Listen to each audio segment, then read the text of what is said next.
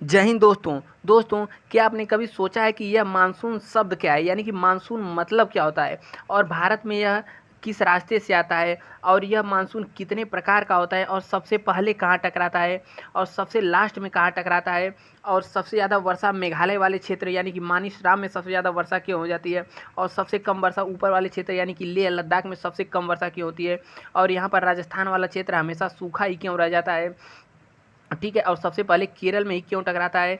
तो यह सब जितने भी मानसून से संबंधित प्रश्न हैं, ठीक है, वह सब इस वीडियो में हम कवर करेंगे और जानेंगे कि मानसून होता क्या है और भारत में मानसून कितने प्रकार से आता है। टोटल मानसून 3 प्रकार से आता है, वह तीनों देखिए यहाँ पर लिखा हुआ है, टोटल लिखा हुआ है। तो यह अभी हम आएंगे यहाँ पर तब बात करेंगे। तो हम लोग शुरू करते हैं वीडियो और वीडियो को ये लास्ट तक देखते रहिए। वीडियो को ख़त्म होते होते आपको मानसून से संबंधित सारे भी जितने भी डाउट हैं सभी क्लियर हो जाएंगे मानसून से संबंधित, ठीक है। तो शुरू करते हैं अपना आज का यह वीडियो। तो सबसे पहले हम लोग समझते हैं कि मानसून क्या होता है। मानसून, ठीक है, मानसून मतलब देखिए कुछ नहीं होता है। मानसून मतलब बस समझिए आसान भाषा में बादल होता है, क्योंकि अक्सर हमने सुना होगा कि मानसून आ रहा है, मानसून आएगा, ठीक है, या फिर मानसून आने की संभावना है। तो मानसून मतलब क्या होता है? मानसून मतलब होता है बादल, ठीक है, आसान भाषा में मानसून मतलब बादल। और बादल भी 2 प्रकार के होते हैं, एक तो होता है वर्षा वाला बादल और एक तो होता है बिना वर्षा वाला बादल, ठीक है। तो देखिए मानसून मतलब मानसून शब्द अरबी भाषा का शब्द है, ठीक है। मानसून अरबी भाषा का शब्द है जिसका मतलब होता है दिशा बदलने वाली हवा, ठीक है, दिशा बदलने वाली हवा। और इसको सबसे पहले बताया था हिप्पालस ने। कौन बताया था? हिप्पालस ने। अब देखिए हिप्पालस कौन है? तो यह हर्षवर्धन के समय का एक मतलब हर्षवर्धन के समय का एक था वैज्ञानिक का मानसूनविद था, यानी कि मानसून के बारे में जानकारी देता था। सबसे पहले इसे हिप्पालस ने बताया, लेकिन उसके कुछ साल बाद यानी कि कुछ 100 साल बाद किताब में वर्णन किसने किया? अल-मसूदी ने। तो ठीक है, ये तो रही बेसिक बात मानसून के बारे में। अब देखिए इसके अलावा थोड़ा सा हम लोग कुछ बेसिक बातों पहले समझते हैं। देखिए आपके सामने यह दिख रहा होगा पर्वत, ठीक है, यह उठा वाला भाग है पर्वत, ठीक है। और मानसून मान लीजिए इस साइड से आएगा, तो जिधर से मानसून आएगा, ठीक है, पर्वत के मान लीजिए इस साइड से मानसून आएगा तो इसे हम लोग कहते हैं पवनाभिमुख वर्षा। इस वाले क्षेत्र में वर्षा होगी मानसून आने से, तो इसे हम लोग कहेंगे पवनाभिमुख वर्षा।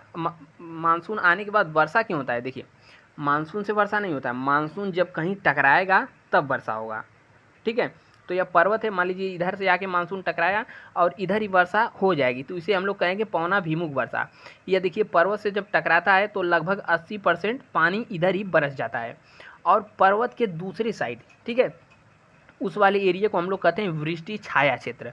वृष्टि छाया क्षेत्र में वर्षा नहीं होती है, नहीं होती है मतलब होती है बहुत थोड़ी सी होती है, यानी कि 20%।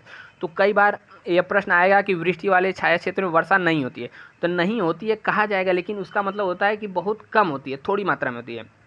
ऐसे समझिए जैसे मान लीजिए कोई लड़का है, तो हम लोग के अक्सर घर परिवार में होता है, तो हम लोग कहते हैं वो पढ़ाई नहीं करता है। तो पढ़ाई नहीं करता क्या मतलब? एकदम नहीं करता है, करता है लेकिन कम करता है, लेकिन हम लोग क्या कहते हैं? पढ़ाइयाँ नहीं करता है। तो उसी तरह से हम बार बार शब्द आएगा कि वृष्टि छाया वाले क्षेत्र में वर्षा नहीं होती है। तो नहीं होती है मतलब कि होती है लेकिन बहुत थोड़ी मात्रा में होती है, ठीक है। तो वृष्टि छाया वाले क्षेत्र में 20% ही वर्षा होती है, क्योंकि वर्षा टकराने के पश्चात जो भी छिटपुट बरसाएगा, मतलब छिटपुट ऊपर से थोड़ा बहुत भाग भूग के चल जाएगा, तो वही इधर वर्षा होगी, ठीक है। और इसके बाद हम लोग थोड़ा सा समझते हैं फेरल का नियम। देखिए फेरल का नियम क्या है? तो फेरल का नियम कुछ नहीं है, मान लीजिए यह ग्लोब है पृथ्वी अपनी, तो यह 0 डिग्री की लाइन है और यह ऊपर 23 डिग्री यानी कि कर्क रेखा हो गया या मकर रेखा हो गया, ठीक है। तो फेरल महोदय ने बताया था कि हवाएं जब आएंगी भूमध्य रेखा साइड से, मतलब इस साइड से, तो उत्तरी गोलार्ध में, ठीक है, ऊपर वाला हो गया उत्तरी गोलार्ध और नीचे वाला हो गया दक्षिणी गोलार्ध। फेरल महोदय ने बस इतना बताया कि हवाएं आएंगी तो उत्तरी गोलार्ध में राइट साइड यानी कि दाहिने तरफ झुक जाएंगी और दक्षिणी गोलार्ध में लेफ्ट तरफ की झुक जाएंगी, ठीक है। यही है फेरल का नियम, ऐसे इसको इस तरीके से बनाकर समझ सकते हैं, ठीक है। इधर से हवाएं आएंगे तो राइट झुक जाएंगी, इधर से लेफ्ट। तो यही है फेरल का नियम, ठीक है। इसके बाद देखिए अब हम लोग पढ़ते हैं वर्षा के प्रकार, ठीक है। क्या पढ़ेंगे? वर्षा के प्रकार, यानी कि पूरे भारतवर्ष में वर्षा कितने प्रकार से होती है। तो देखिए पूरे भारतवर्ष में वर्षा 3 प्रकार से होती है। एक तो होती है गर्मी में वर्षा, ठीक है। गर्मी देखिए अब आने वाला है तो जून से स्टार्ट हो जाएगा, इसको बेसिकली 1 जून से माना जाता है, ठीक है। कभी कभी मई लास्ट में आ जाता है या फिर जून के फर्स्ट वीक में आता है। लेकिन इस समय जो वर्षा हो रही है चक्रवात यश के कारण, यह चक्रवाती वर्षा है, ठीक है, यह मानसूनी वर्षा अभी नहीं है। तो इसे हम लोग कहते हैं बरसात 3 प्रकार की होती है। पहली होती है दक्षिण पश्चिम मानसून, ठीक है। तो मान लीजिए ये देखिए हम लोग 4 दिशा बना दिए, इधर हो गया पूरब, इधर हो गया पश्चिम, इधर हो गया उत्तर, इधर हो गया दक्षिण। तो क्या कह रहा है, दक्षिण पश्चिम मानसून, यानी कि दक्षिण से आएगा और पश्चिम से यानी कि इस साइड से आएगा। इस साइड से आने वाले मानसून को हम लोग कहते हैं दक्षिण पश्चिम मानसून। तो यह वाला मानसून जो आता है गर्मी के दिनों में आता है, जून से स्टार्ट हो जाता है और लगभग पूरे भारत में 80% वर्षा इसी वाले मानसून से होती है, दक्षिण पूर्व मानसून से। और होता है 17% वर्षा लौटते हुए मानसून से, ठीक है। यह सितंबर से दिसंबर यानी कि ठंडी के महीने में होती है, इससे लौटते हुए मानसून से वर्षा। और पश्चिमी विक्षोभ यह भी दिसंबर यानी कि जनवरी फर्स्ट वीक में होती है पश्चिमी विक्षोभ से वर्षा, ठीक है। तो यह थोड़ी बेसिक बात है। अब हम लोग समझते हैं कि दक्षिण पश्चिम मानसून क्या होता है। उससे पहले यहाँ पर आइए, देखिए यह है पूरे भारत का नक्शा, ठीक है। तो देखिए हम लोग चीना खींच दिया, अगर इधर हो गया पूरब, इधर हो गया पश्चिम, इधर हो गया उत्तर, इधर हो गया दक्षिण। तो दक्षिण पश्चिम मानसून इधर से ही आएगा। तो हम लोग पहला क्या पढ़ रहे हैं, दक्षिण पश्चिम मानसून, ठीक है। तो इधर से आने वाले मानसून को कहते हैं दक्षिण पश्चिम मानसून, यानी कि अपना भारत इधर है तो मानसून किधर से आएगा, इधर से आएगा मानसून। तो इस वाले मानसून को हम लोग क्या कहेंगे, दक्षिण पश्चिम मानसून, ठीक है। अब देखिए यहाँ पर पढ़ते हैं। अब देखिए दक्षिण पश्चिम मानसून जो होता है यह सबसे पहले कहाँ आता है, केरल में।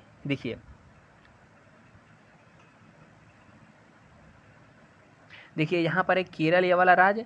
तो दक्षिण पश्चिम मानसून आता है तो सबसे पहले टकराता है केरल में। देखिए इस साइड से मानसून आएगा तो सबसे पहले कहाँ टकरा जाएगा, केरल में। और केरल से टकराने के बाद यानी कि केरल के मालाबार तट से टकराने के बाद यहाँ पर हम लोग जानते हैं कि पर्वत ऊंचे ऊंचे हैं, तो सबसे ज़्यादा वर्षा, मतलब सबसे ज़्यादा नहीं, सबसे पहले वर्षा कहाँ कर देता है, केरल में। केरल में सबसे ज़्यादा वर्षा कर देता है। और यहाँ टकराने के पश्चात देखिए इस वाले मैप में, ठीक है। देखिए यहाँ से आया मानसून तो सबसे पहले टकरा गया केरल में, और केरल में टकराने के पश्चात यहाँ तो वर्षा करेगा ही, और यहाँ से इसकी 2 शाखाएं बढ़ जाएंगी। एक शाखा चल जाएगी इधर बंगाल की खाड़ी में, और एक शाखा टकरा के यहाँ से ऊपर मुड़ जाएगी, ठीक है। अब देखिए आप लोग पहले सोच रहे होंगे कि यह काला काला क्या बना है, तो पहले काला काला वाला क्लियर कर देते। देखिए यह वाला जो पहाड़ है, यह कौन सा पर्वत है, यह है राजस्थान में। कौन सा पर्वत है, माउंट आबू, ठीक है, वह वाला पर्वत है राजस्थान में। और यहाँ पर है कच्छ का, ठीक है, गिरी पर्वत, कच्छ राजस्थान में गिरी पर्वत। और यह वाला जो है यह है पूरा पश्चिमी घाट, और यह वाला जो छिटपुट तरीके से है यह है पूर्वी घाट, ठीक है। यह वाला है पूर्वी घाट और यह है पश्चिमी घाट।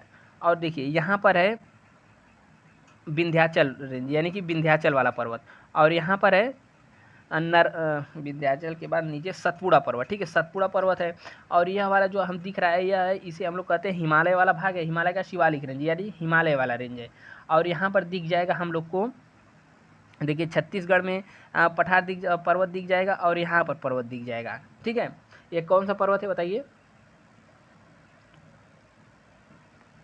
और इसके बाद यहाँ पर दिख जाएगा, देखिए मेघालय में गारो खासी जयंतिया, और उसके बाद यहाँ पर मिजोरम में मिजो पर्वत, और नागालैंड में नागा पर्वत। और ऊपर हम लोग चले जाएंगे तो यहाँ पर काराकोरम लद्दाख जास्कर, और यहाँ पर पीर पंजाल और धौलाधर हिमाचल प्रदेश में, ठीक है। तो ये सब पर्वत है, ठीक है। अब देखिए वर्षा जो है हमेशा जब भी वर्षा होगी तो पर्वतों से टकरा कर ही वर्षा होगी, तो हमने पहले बता दिया। देखिए ये सब पर्वत है। अब मानसून को पढ़ते हैं। देखिए मानसून आया, केरल से टकराया, केरल से टकराने के बाद यहाँ से इसकी 2 शाखा बढ़ जाएगी। एक शाखा बढ़ जाएगी अरब सागरीय शाखा, यानी कि यह इस वाले भाग में जाएगी तो अरब सागरी वाली शाखा, और इधर बढ़ जाएगी तो बंगाल की खाड़ी वाली शाखा, ठीक है। तो इधर कौन सी शाखा है, बंगाल की खाड़ी वाली शाखा। तो बंगाल की खाड़ी वाला शाखा को अभी हम रोकते हैं, पहले अरब सागर वाली शाखा को पढ़ लेते हैं कि मानसून कैसे कैसे कहाँ जाएगा।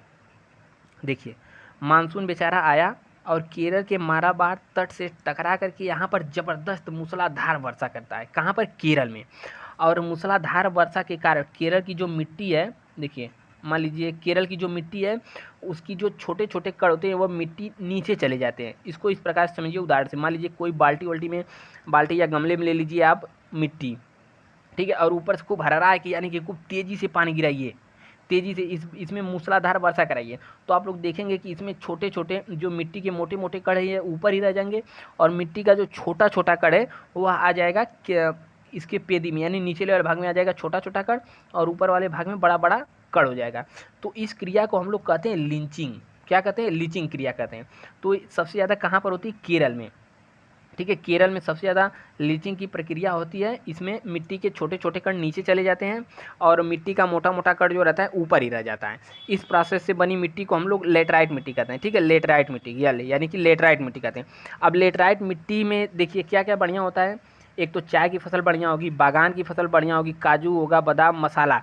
इसीलिए केरल में सबसे ज़्यादा चाय नहीं, मतलब सबसे ज़्यादा मसाला, काजू और बागान की फसलें केरल में मुख्य रूप से होती हैं। क्यों, ये लीचिंग प्रोसेस है। यहाँ पर जो मानसून टकराता है, मूसलाधार बारिश करता है और इसमें छोटे छोटे कण नीचे बैठ जाते हैं और ऊपर बड़े बड़े कण रह जाते हैं। इसीलिए जो नारियल वारियल वगैरह होता है ना, तो वह सब केरल में ज़्यादा पाया जाता है। केरल में उसकी जड़ें नीचे तक जाती हैं और ऊपर जो मिट्टी के मोटे कण उसमें मजबूती से जकड़ लेती हैं और नीचे जो छोटे छोटे कण वहाँ से अपना पानी लेकर के टिकी रहती हैं उसी के सहारे। इसीलिए केरल में ज़्यादा पाया जाता है लीचिंग प्रोसेस से, ठीक है। तो लीचिंग प्रोसेस क्या हुआ हम लोग समझ गए हैं। अब देखिए यह मानसून यहाँ से टकरा कर चला, ऊपर चला और ऊपर चलने के बाद यह पश्चिमी घाट में जितने भी राज्य पड़ेंगे, जैसे यहाँ पर कर्नाटक हो गया, ठीक है, इससे पहले थोड़ा मिटा देते हैं, ठीक है, कर्नाटक हो गया, गोवा हो गया, महाराष्ट्र हो गया, इन सब में वर्षा करते हुए चलता है और मानसून आकर के यहाँ पर गिरि पर्वत से टकराता है।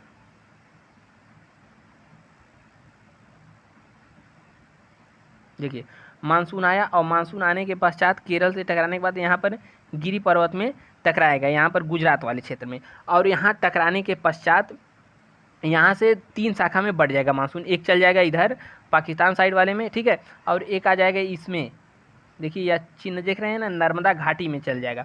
नर्मदा घाटी में मानसून जाकर फंस जाएगा, क्योंकि देखिए इधर भी एक पर्वत है, ठीक है, इधर पर्वत और इधर विंध्याचल, इधर सतपुड़ा और इधर भी पर्वत। मानसून को निकलने का कहीं रास्ता नहीं मिलेगा, बेचारा इसमें फंस जाएगा। और यहाँ पर मूसलाधार जम के वर्षा होती है नर्मदा नदी में। इसीलिए गर्मी के दिनों में नर्मदा नदी एकदम उफान पे रहती है। इसको तबाही वाली नदी भी कहते हैं। क्यों, क्योंकि बेचारा मानसून इसमें फंस जाता है और निकल नहीं पाता है। निकल ना पाने के कारण इसमें खूब बहुत तेज़ी से वर्षा होती रहती है। और मानसून आकर के यहाँ गिर पर्वत में टकराएगा और गिर पर्वत में टकराने के बाद इसका जो पीछे वाला भाग है, देखिए गिरि पर्वत ऐसे है, तो यहाँ पे टकराया तो इसके पीछे वाला भाग वृष्टि छाया क्षेत्र में आ जाएगा। वृष्टि छाया क्षेत्र में हम लोग जानते हैं वर्षा बहुत कम होती है या फिर नहीं होती है, 20% वर्षा होती है। तो इसीलिए यह जो कच्छ वाला एरिया है यह बंजर यानी कि मरुस्थल जैसा हो जाता है। कच्छ का मरुस्थल हम लोग सुने हैं ना, तो कच्छ वाले क्षेत्र में बारिश नहीं होती। क्यों, क्योंकि यह जो गिरि पर्वत है, यहाँ पर जो काला वाला है यही है गिरि पर्वत। गिरि पर्वत मानसून को रोक लेता है अपने पास ही। अब देखिए मानसून यहाँ टकराया, मानसून खत्म तो नहीं होगा। अब इसका मानसून मतलब मानसून एक चला गया नर्मदा घाटी में, एक चला गया इधर पाकिस्तान वाले क्षेत्र में। अब मानसून बचा हुआ जो मानसून है यह आएगा यहाँ पर राजस्थान वाले क्षेत्र में, ठीक है। देखिए राजस्थान वाले क्षेत्र में आएगा और यहाँ पर कौन सा पर्वत है यह बताइए, राजस्थान में, ठीक है। तो राजस्थान में यह जो अरावली पर्वत है यह, ठीक है, यह अरावली पर्वत है। अरावली पर्वत तो इसके ठीक समानांतर पड़ती है। देखिए यह है अरावली पर्वत और इधर से ही जब वर्षा जाए, देखिए अलग पेज पे समझिए, देखिए अरावली पर्वत ऐसे पड़ जाता है, ठीक ऐसे, और मानसून इधर से आएगा इधर से, ठीक है। तो मानसून जब इधर से आएगा तो इसमें मानसून सीधे सीधे पार हो जाएगा। अब पार हो जाने के कारण यहाँ पर यह जो पर्वत है अरावली, अब मानसून इसके समानांतर पड़ता है। समानांतर पड़ने के कारण मानसून इससे पार होकर के निकल जाता है। इसी कारण राजस्थान में वर्षा नहीं हो पाती, ठीक है, राजस्थान में वर्षा नहीं हो पाती और राजस्थान का जो क्षेत्र है बंजर ही रह जाता है। राजस्थान थार का मरुस्थल है राजस्थान में, उसमें वर्षा होती ही नहीं। क्यों, क्योंकि यह जो मानसून के ठीक समानांतर पड़ जाता है, ठीक है। यह कौन सा पर्वत हमने माना, अरावली रेंज, ठीक है। तो मानसून देखिए राजस्थान से होकर के निकल जाती है। अब मानसून निकलने के पश्चात यहाँ पर पहुँचती है दिल्ली में, ठीक है। इसमें बहुत हौच पौच हो गया, पहले हम इसको मिटाते हैं। देखिए अब तक हमने क्या क्या पढ़ा है एक बार फिर से देखते हैं। देखिए मानसून इधर आया, इधर केरल में टकराया, केरल से टकराने के बाद मानसून की एक शाखा चली जाती है बंगाल की खाड़ी वाली शाखा और एक रह जाती है अरब सागर वाली शाखा। अरब सागर वाली शाखा पश्चिमी घाट से टकराते हुए इधर वर्षा करते हुए ऊपर की ओर बढ़ती है। ऊपर बढ़ने के साथ यहाँ पर राजस्थान नहीं, गुजरात में देखिएगा यहाँ गिर पर्वत से टकराने के बाद यह इधर चल जाती है नर्मदा घाटी। नर्मदा घाटी में जम करके वर्षा करती है और इसकी एक शाखा चली जाती है ऊपर यानी पाकिस्तान वाली साइड में। और इसका राजस्थान में जो गिर पर्वत है इसका पीछे वाला भाग पड़ता है वृष्टि छाया में। वृष्टि छाया छाया में पड़ने के कारण राजस्थान का या जो राजस्थान बार बार करें गुजरात के इस वाले एरिया में, कच्छ वाले एरिया में बारिश नहीं हो पाती। उसके बाद मानसून बढ़ता हुआ आता है। मानसून यहाँ पर अरावली पर्वत के समानांतर पड़ जाता है, इसीलिए अरावली पर्वत में वर्षा यानी कि राजस्थान में वर्षा नहीं होती है। ठीक है, राजस्थान में वर्षा न होने का कारण क्या है, क्योंकि यहाँ पर यह जो अरावली पर्वत इसके समानांतर पड़ जाता है। उसके बाद बारिश आती है यहाँ पर दिल्ली में देखिए अरावली पर्वत का ही टूटा फूटा रूप है रायसीना की पहाड़ी। ठीक है, दिल्ली में, तो दिल्ली में आने के पश्चात यहाँ पर जम के वर्षा होती है। राजस्थान में अरावली के पर्वत के टकराने के बाद रायसीना की जो पहाड़ी है उससे टकराती है। रायसीना की पहाड़ी वही जहाँ राष्ट्रपति बैठते हैं। ठीक है, वह टूटा फूटा रूप है, यानी कि मान के चलिए क्या कहते हैं, घिसा हुआ रूप है पहाड़ी, रायसीना की पहाड़ी। यहाँ टकराने के बाद वर्षा होती है और उसके बाद मानसून चला जाता है। देखिए यहाँ पर दिल्ली में टकराने के बाद मानसून चला जाता है हिमाचल प्रदेश। यहाँ पर है हिमाचल प्रदेश। ठीक है, हिमाचल प्रदेश के धौलाधार श्रेणी से टकरा करके बहुत ज़बरदस्त वर्षा होती है धर्मशाला में। ठीक है, धर्मशाला में बहुत ही ज़बरदस्त वर्षा होती है हिमाचल प्रदेश की। वहाँ पर वर्षा होने के पश्चात मानसून यहाँ पर थोड़ा पंजाब में आ जाता है और पंजाब में सबसे लास्ट में आता है मानसून। ठीक है, तो सबसे लास्ट में मानसून कहाँ आता है, पंजाब में, और सबसे पहले कहाँ आया था, केरल में। ठीक है, तो उम्मीद करते हैं कि यह जो अरब सागर वाली शाखा है यह क्लियर समझ में आ गई होगी। ठीक है, अब हम लोग बढ़ते हैं कि इधर जो बंगाल की खाड़ी में एक शाखा आ रही है, तो बंगाल की खाड़ी में हम लोग पढ़ते हैं। देखिए यह शाखा आ रही है बंगाल की खाड़ी में। तो देखिए बंगाल के फेरल महोदय ने नियम क्या दिया था कि हवाएं जो उत्तरी गोलार्ध में हैं वह राइट साइड की झुक जाएंगी। तो इधर से हवाएं आती रहती हैं, आने के पश्चात यहाँ पर पर्वतों से टकरा कर थोड़ी बहुत वर्षा करती हैं और आते आते यहाँ पर आ जाती है मेघालय में गारो खासी जयंतिया। यह दिख रहा है ना मेघालय, तो गारो खासी जयंतिया में आ करके बहुत ही ज़बरदस्त वर्षा करती हैं। अब गारो खासी जयंतिया में सबसे ज़्यादा वर्षा क्यों होता है, तो इसका कारण भी समझिए। देखिए गारो खासी जयंतिया जो पहाड़ी है ना, मुख्य रूप से पहाड़ी ऐसे है कुछ। देखिए यह हो गई गारो और यह हो गई खासी और यह हो गई जयंतिया, कुछ इस प्रकार से पहाड़ी है गारो खासी जयंतिया। तो मानसून आता है, तो मानसून आने के पश्चात यहाँ से पहले जयंतिया पहाड़ी से टकराता है। यहाँ से टकराने के बाद चल जाता है खासी गारो जयंतिया खासी गारो, इसी में अजुरा के रह जाता है मानसून। ठीक है, तो इसीलिए मेघालय वाला जो यहाँ पर मानिसराम क्षेत्र है, मासिनराम, यहाँ पर सबसे ज़्यादा वर्षा हो जाती है।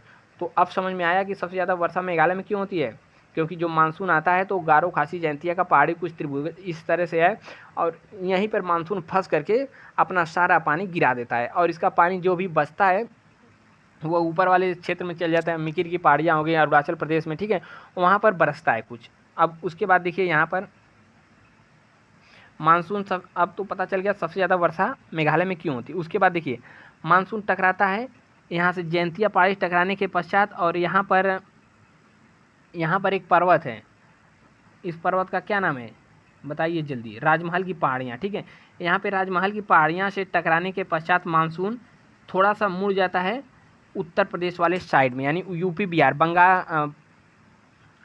पश्चिम बंगाल वाली शाखा में। यहाँ से आने के पश्चात मानसून मुड़ जाता है इस पहाड़ियों से टकरा कर, कुछ गारो पहाड़ी से टकराता है और कुछ राजमहल की पहाड़ी से टकरा के मानसून मुड़ जाता है। मानसून मुड़ जाता है तो यूपी बिहार में मानसून होते हुए आता है, तो यूपी बिहार में वर्षा होती है। देखिए मानसून का पूरा खेला समझिए।